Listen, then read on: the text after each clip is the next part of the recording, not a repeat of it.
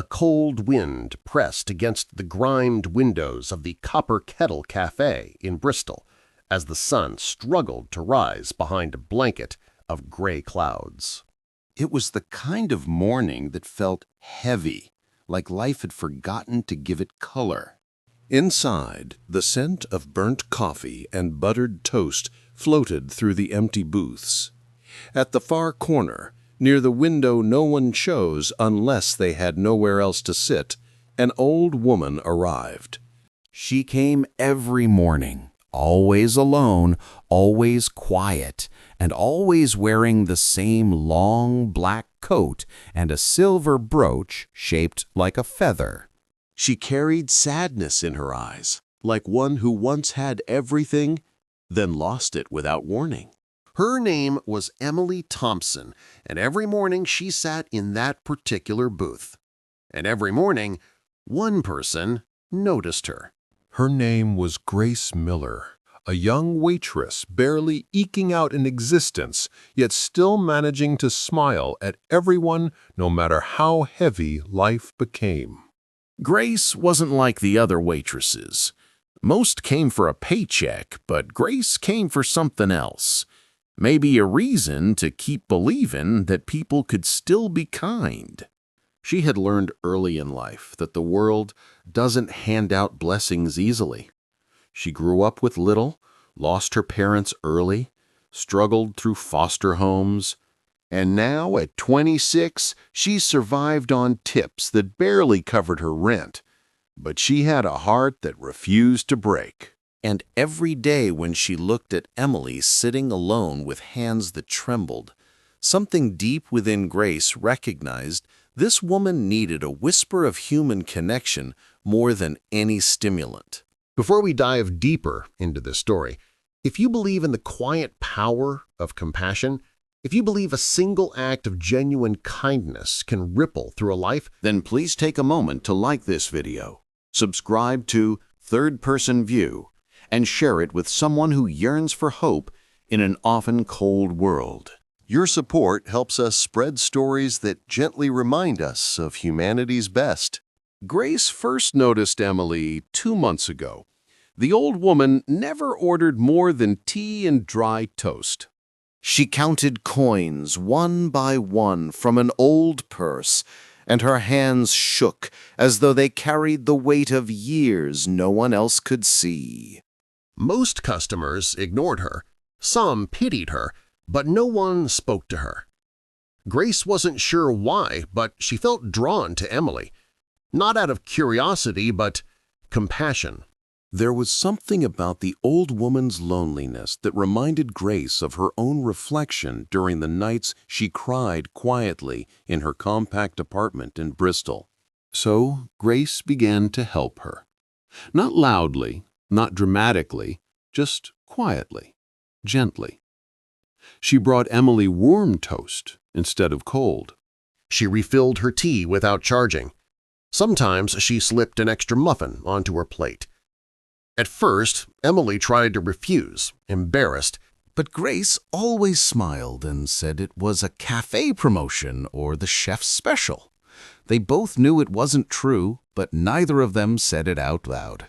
Day after day, their unspoken friendship grew.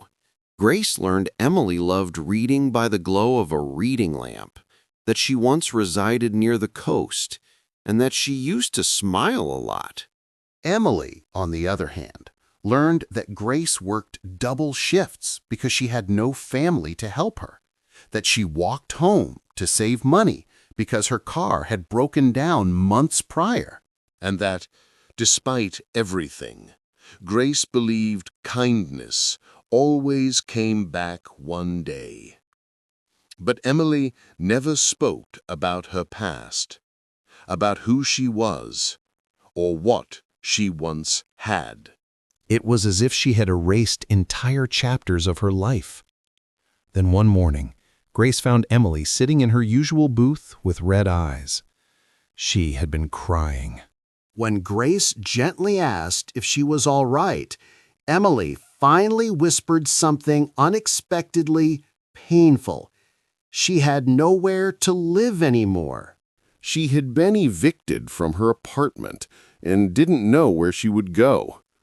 That night, she admitted softly, seek solace in an old train station. Grace didn't hesitate. She reached over and held Emily's hand. Something inside her broke. She possessed no surplus funds, no savings, didn't even have a car. But she couldn't let this woman dissolve into the anonymity of the cold night. That evening, after work, Grace walked Emily home, not to a train station, but to her own modest flat in Bristol. She cleared space, gave Emily her own bed, and slept on the couch. For the next week, she shared her food, washed Emily's clothes, and helped her search for assistance programs. Emily had tears in her eyes more than once. She kept asking why Grace was doing this. Grace simply replied, "No one offered me a hand when I needed it most." But I survived because I believed one day someone would. One morning, a week later, Emily didn't come to the cafe. Grace grew worried. The next day, still no Emily. On the third day, panic began to coil around her heart. She rushed home after her shift, only to find Emily gone. Her room was empty, the bed neatly made, but there was a note on the pillow. "Thank you for giving me back hope. Emily." Beneath, no address, no explanation, nothing but the stark finality of her departure. Grace stared at the note and felt a hollow ache that resonated through her soul. She didn't know why it hurt so much. Emily had walked out of her life as suddenly as she had walked in. Grace feared something bad had happened to her. She called hospitals, shelters. No one had seen her. Weeks passed, then a month, until one quiet afternoon, everything changed. It was a slow Tuesday morning at the cafe. Grace was wiping tables when a convoy of dark, gleaming saloons pulled up outside. 4 men in dark suits stepped out, with an air of disciplined purpose, clearly security personnel. The entire cafe fell silent as they walked inside. Behind them came 2 lawyers in tailored coats. They looked around the cafe like they were searching for someone. "Who are they looking for?" a cook murmured from the pass. "Trouble," another muttered. Then one lawyer stepped forward and asked, "Is there a Grace Miller here?" Grace froze. The entire cafe looked at her. "Yes," she said cautiously. "That's me, Miss Miller," the lawyer said calmly. "We've been instructed to bring you with us." Grace's heart pounded. "Why? What's happened?" "You will understand shortly. Please, come with us." Fear coiled in her stomach, but something deeper, like a strange pull of fate, made her follow them. The car door closed behind her, and in minutes they were driving through the most exclusive district of Edinburgh. Gated estates, security cameras, perfectly manicured lawns. It was another world. They stopped at a sprawling Georgian mansion surrounded by tall trees and silence. One of the security personnel opened the door as if Grace were royalty. Inside, soft piano music echoed faintly through the grand halls. The lawyers led her to a room where enormous windows revealed a snow-covered garden. In the center of the room sat Emily Thompson, wearing a beautiful lavender dress, her hair neatly styled, her eyes bright. Grace gasped. Emily smiled and said gently, "Hello, dear." Everything froze. Grace stumbled forward. She was overwhelmed, relieved, confused, and emotional, all at once. Emily explained everything. She was not a poor, homeless widow. She was the sole heir to Thompson Group, one of the largest private investment firms in the country. She had more wealth than she ever wanted. But she had lost her husband and her only son in a tragic accident 2 years ago. The grief consumed her. She disappeared from her company and from public life. She walked away from everything: money, power, responsibility. She wanted to know if genuine kindness truly existed in the world, or if it was merely a commodity her vast wealth had only ever pretended to buy. So she vanished and lived like a nobody. That's when she met Grace, someone who didn't know who she was, someone who didn't want anything from her, someone who shared everything she had, even when she had almost nothing. Emily reached out and held Grace's hands, just as Grace had once held hers. Then she said something that changed Grace's life forever. I do not need a maid.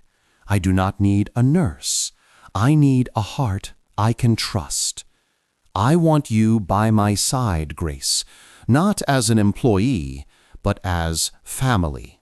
If you accept, everything I have will one day be yours, not because of blood, but because of love. You reminded me why life is still worth living. Grace stood frozen, tears streaming down her face. For years, she felt alone in this world. But in that moment, she realized something beautiful. You never know who you are meant to meet, whose life you might change, or who might change yours. They embraced like two souls who had found each other in a universe of loneliness. If this story touched a chord deep within you, if it reminded you that connection and kindness are the truest forms of wealth, and that a selfless heart can find family where it least expects it, please like this video, subscribe to Third Person View, and share it with someone who needs to believe in the transformative power of human goodness. Your support helps us continue sharing stories that matter, stories that nourish the soul. Before we close, I want to ask you, what do you consider the most profound act of kindness you've ever witnessed or given? Share your thoughts in the comments below. I want to hear from you.